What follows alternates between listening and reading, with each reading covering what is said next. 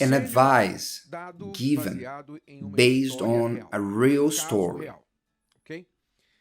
I'll talk to you about a certain way to keep a grudge.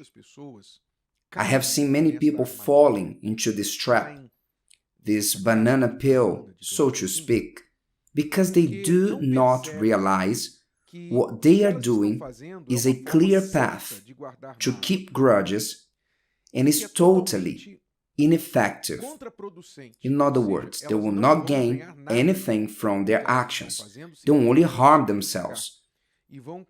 And they will start to burn bridges, close doors in their lives if they keep on this path. So I talk especially to you, a highly sensitive person who gets hurt easily, who has a list of people you don't speak to anymore, places you don't go to anymore, not for wise choices, but for grief and feelings against those of that particular place, including the church. You got hurt by someone in the church, you got hurt by someone in the church, or you got hurt by someone in your family. Let's understand what happens. What is the right way to keep grudges? Based on a recent story, I have noticed that people who keep grudges tend to look just at their point of view.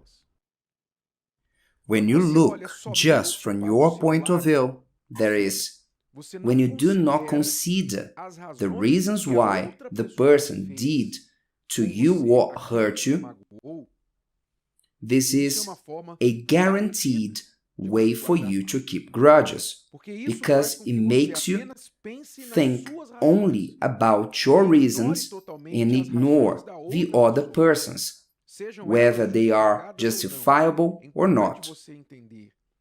So it's important you to understand that in every story, situation involving two people, there are at least two points of view. Am I right? In a car accident on the street, there are at least 2 points of view, 2 stories.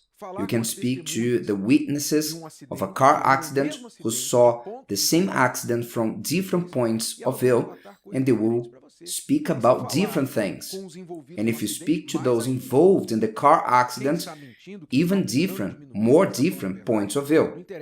What matters is that there are different points of view even when you're telling the truth, because from your point of view you saw something and you didn't see what the other person saw from their point of view. This is a life fact, and if you don't understand this in your life, you will easily get hurt by people. I'll give an example. It was not the one that happened recently, but one to illustrate what I'm talking about. Let's assume that you are in need of a job, an urgent job, because you are unemployed and you have a relative or a friend who has a company, and you think about them to ask for a job. Then you go there and you say, I need a job, please give me a job. You are in need of a job. And your relative, family member, or a close friend of yours tells you, I'm sorry, but I can't give you a job this time. I can't offer you a job at this point in time. And it simply stops in there. They don't give you further explanation. They simply deny your request.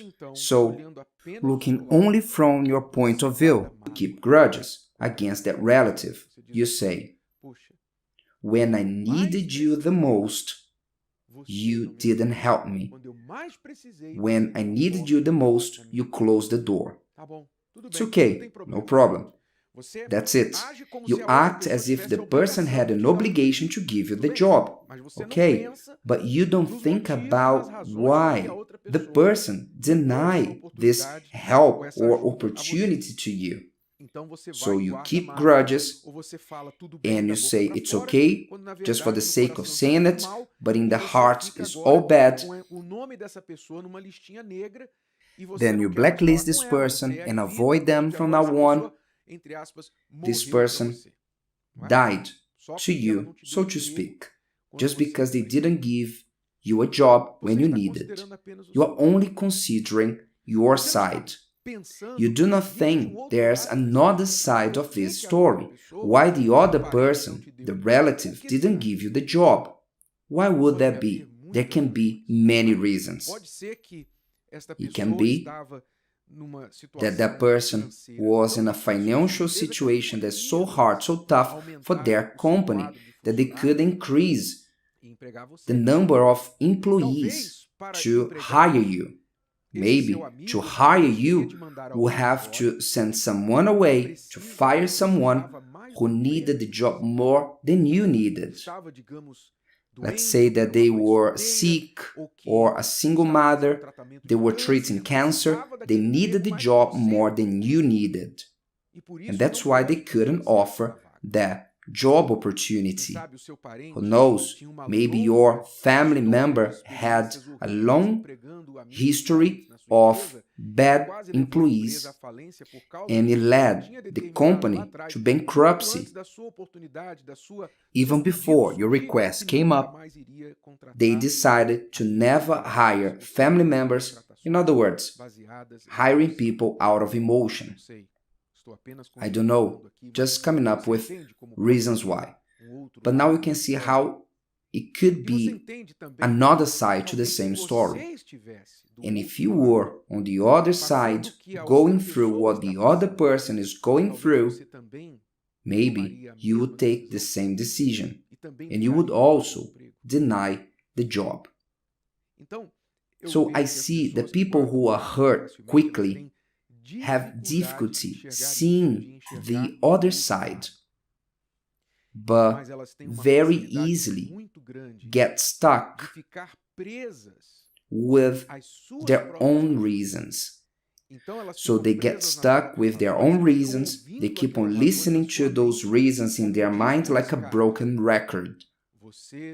You didn't give me a job when I needed the most. You didn't give me the job when I needed the most. So-and-so didn't give me, didn't help me when I needed the most. You're only listening to this. Only your side. What does happen to you? You become a difficult person to live with. A bitter person who worsens their own state because the grudges are like cancer. They corrode the person from the inside. They close doors and cause the person to isolate themselves. The more grudges you develop, the more bitter you become, and the more unbelieving towards people you become. Because you start to believe that the world is not good, nobody is good, so no family members are not good because of one who did not help you, which you didn't understand why. Because of one family member, you isolate from the whole family. Because of one person from the church that failed you, now you left the church. Even God is to be blamed. Or you think like this: I'll seek God by myself. I don't want to know anything to do about church anymore because of one person who disappointed you. The whole church, the millions of years of story of church, it doesn't matter. But you are right, because you can only remember that one single reason that you were hurt. And this plays in your mind. And is stronger than every word you received in the church, which you preached and helped others, speaking and telling them to others. I remember another case that the person was in the church for 30 years, became an official of the church, and through these 30 years spoke about the Word of God, the Bible, spoke about forgiveness to people, but when it came their time, and they were hurt by someone in the church, they couldn't forgive. What happened? They left the church. which means they are people who easily keep a grudge because they only see their own side. You have to open your mind. What do you have to do? You need to give people the benefit of the doubt. You must understand that the world does not revolve around you. You are not the center of the world. You are a part of a society of millions of people, each with their own problems. And injustices will happen. Not everything will be the way we want. In an ideal world, when you need a job, someone gives it to you. In an ideal world, when you are upset, someone goes easy on you. In an ideal world, no one will speak harshly towards you. In an ideal world, there would be no problems. But you don't live in this ideal world. You don't live in this ideal world. You live in the real world. And if you don't know how to deal with the real world, you will be devoured and crushed. First by your own feelings, then by the people around you. What do you choose to do? Wake up to life and practice the Word of God, which involves forgiving, walking the extra mile, and turning the other cheek. It's easy to say it, isn't it? But the time will come when you must feel the slap on one cheek and have to give the other. If you can't do that, your faith will be just theory. Did you like this? Would you like to hear it again? Listen to it as many times as you need until this content becomes part of you. Don't forget to leave your like, comment and share. See you next time.